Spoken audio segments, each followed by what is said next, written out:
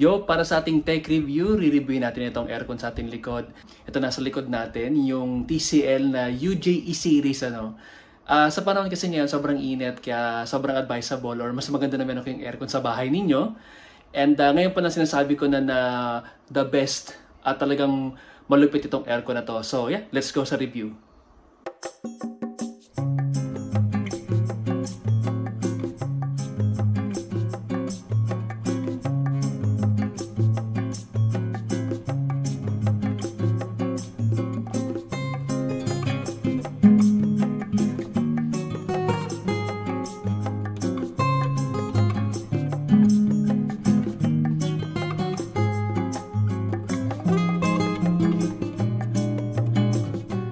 So ayun, nandito nga pala ang ating aircon. Ito yung bagong TCL UJE series.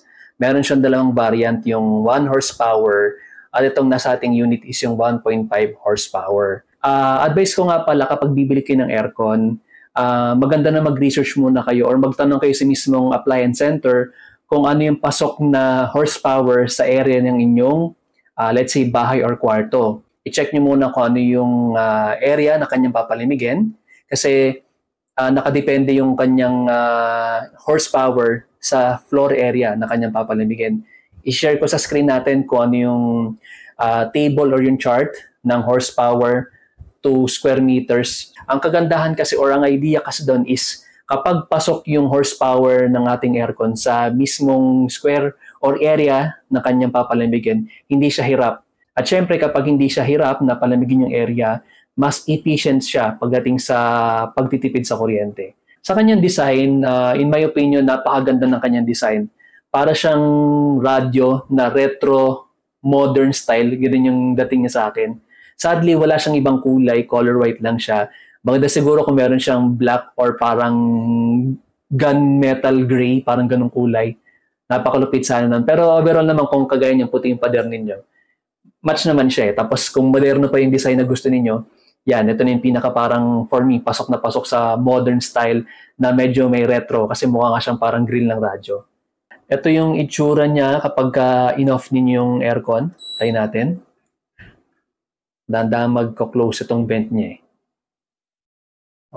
Gara, stig. Yan. Full shutdown. Yun. At pag in-open naman ninyo,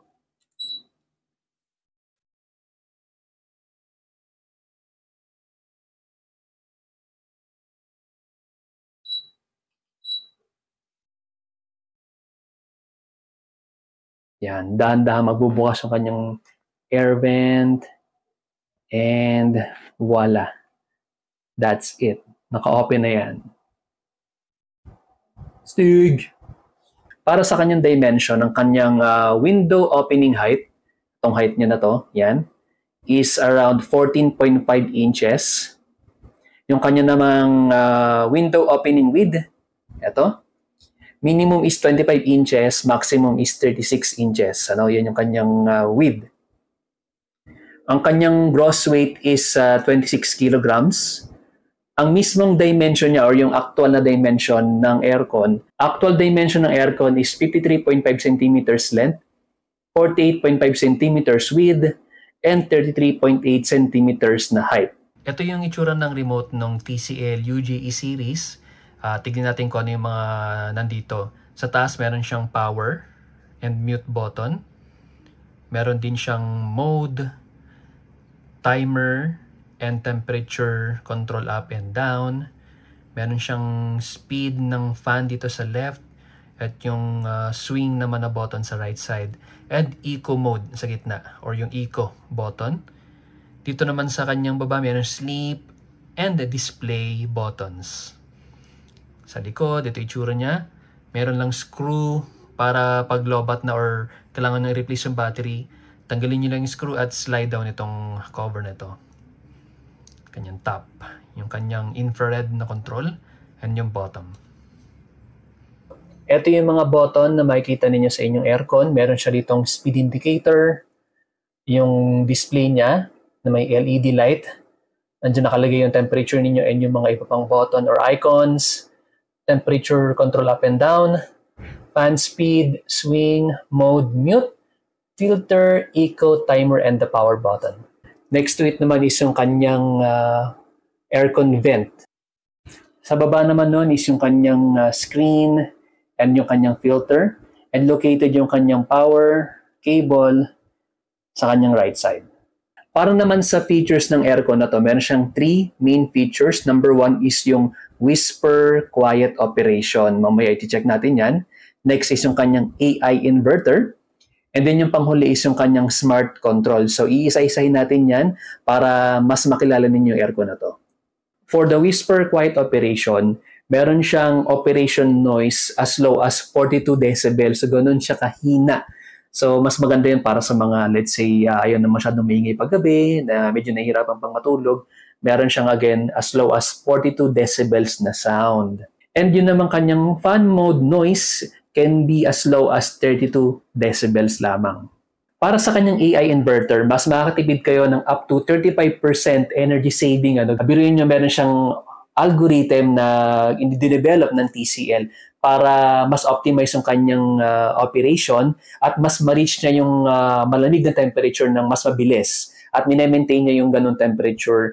Kaya malaking tulong yun pagdating sa ating mga bills or bayarin at mas efficient siya pagdating sa power consumption. At para naman sa kanyang third feature, alam nyo ba na merong built-in Wi-Fi capability itong TCL UJE series na aircon?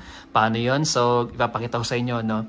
For example, wala kayong remote or let's say, paparating pa lang kayo sa bahay, pwede nyo nang i-activate or i-operate yung aircon na to gamit lamang ang inyong smartphone. Tama, smartphone or any device. Ida-download nyo lang itong TCL Home na app na yan sa inyong phone. And pag binuksan ninyo, yan, pwede kayong mag-set ng appliances na nakalagay. In our case, ayan, nakaset yung aircon. Pwede nyo rin lagyan ng pangalan sa amin, pumping AC. Nilagay ko na pumping AC. Select nyo lang yan. And sa inyong phone, pwede nyo siyang i-control. For example, wala pa kayo sa bahay, pero gusto nyo nang palamigin yung inyong kwarto para pagdating nyo, chill na lang. Open nyo lang yung smartphone ninyo. As long as nakakonekta kayo sa internet, pwede nyo siya i-control. Ito, tignan natin kung paano siya nag-work. So, since nakakonekta na tayo sa ating phone, tignan natin yung kanyang, let's say, fan. Gawin nating 3. Ayun. So makikita ninyo, gumalaw na yung ating aircon. Set naman natin yung kanyang, let's say, temperature. Ibaba natin siya. Nakaset siya ngayon sa 22. Sa phone ko din 22. Ibaba natin. Gawin natin 21. Ayun. 21 na rin siya. Tapos, iset natin sa 4 yung fan. Ayun na, naka-high na siya doon. Yung feature na yon, yung kanyang Smart Connect, hindi lamang siya sa aircon natin. As long as meron kayong TCL device na merong Wi-Fi capabilities, pwede nyo i-connect sa inyong smartphone at makakontrol nyo siya using yung Smart Connect. Pwede rin siyang, I believe, voice command pagdating sa, let's say, TV. Pero dito sa aircon, yan, yung settings niya, pwede mo siyang i-control using yung inyong smartphone. Ganun siya kalupit. Ito naman yung remote ng ating aircon. Simple yung design niya, pero ang cute. Kung ano yung nandun sa kanyang control, yan sa AC. Same lang din yun nandito. And tingnan natin yung kanyang features. For example, itong display. Kung makikita ninyo yung sa ating aircon, meron siyang number doon na may ilaw. Pag gabi, hindi naman siya super liwanag, pero pag yung medyo ayaw nyo nung may liwanag, pinitin nyo lang yung display. At ayun, nawala yung kanyang number doon. Pero open pa rin yan. Naka-open pa rin yung aircon ninyo. Pag gusto nyo makita, click nyo lang ulit yung display. At ayun, lalabas na yung number niya na merong LED light. Maliban sa kanyang AI inverter na napakalupit na feature pagdating sa power efficiency, meron din tayo ditong eco mode. Now, I'm not quite sure kung paano siya nag-work. Pero isipin ko na lang para siguro sa kotse, ano. Kasi pag sa kotse, pag eco mode, maaari kang mag-guide para mas efficient, mas makatipid ka sa gasolina.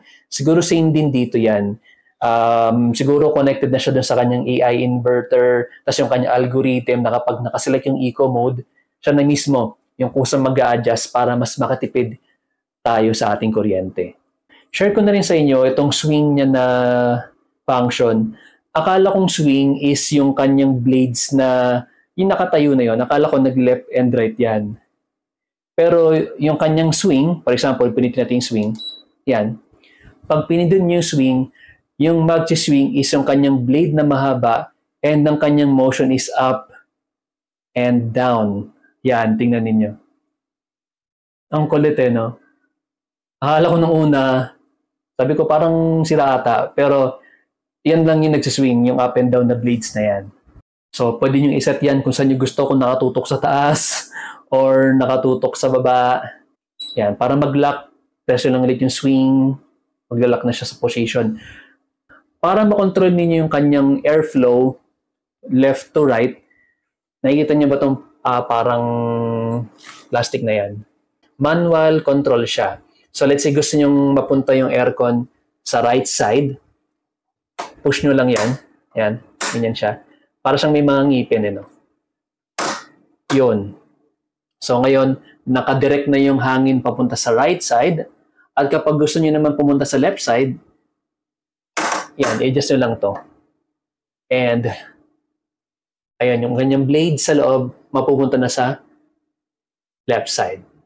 Isa sa mga best feature ng TCL aircon na to is yung kanyang cleaning feature, no? Paano nasabi cleaning feature?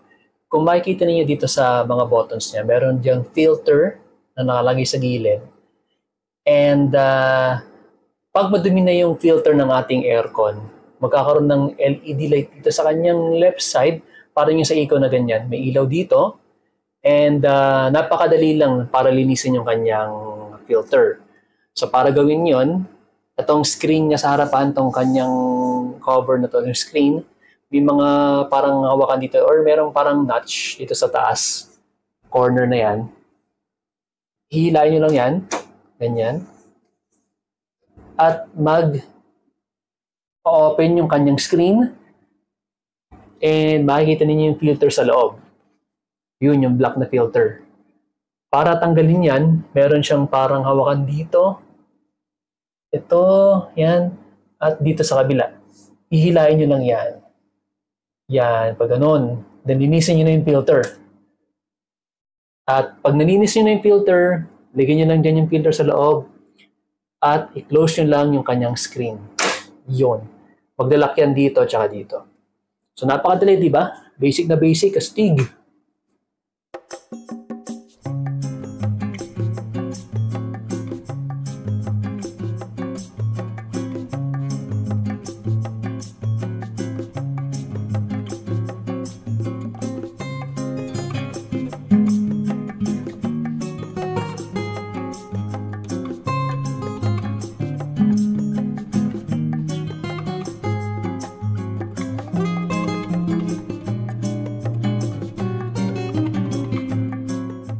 At yun ang ating quick review para sa TCL UJE series aircon.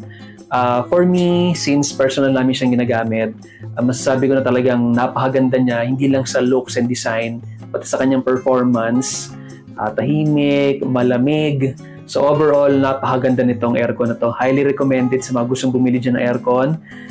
Mag-inquire lang kayo sa mga nearest appliance center sa inyo. Lalo ngayon at napakainit kasi summertime. Pag pumunta nga sa mga appliance center, talagang box office yung pila or yung mga taong nakakumpul sa mga bilhin ng aircon. Nakakatuwa lang. Anyway, so again, in my opinion, solid na aircon ito. Sobrang lamig niya, tahimik. So ayun, yun ang ating quick review para sa TCL UJE series. Sana nakatulong sa inyo yung review na to para yun sa decision niyo or makapag-decide kayong bumili ng aircon. Sobrang panalo ng aircon na to, yun lang naman. Hindi sponsored to, sinasabi ko lang yung opinion namin. And that's it. So kung may mga question kayo or any feedback, share niyo sa comments section below. And as always, stay chill!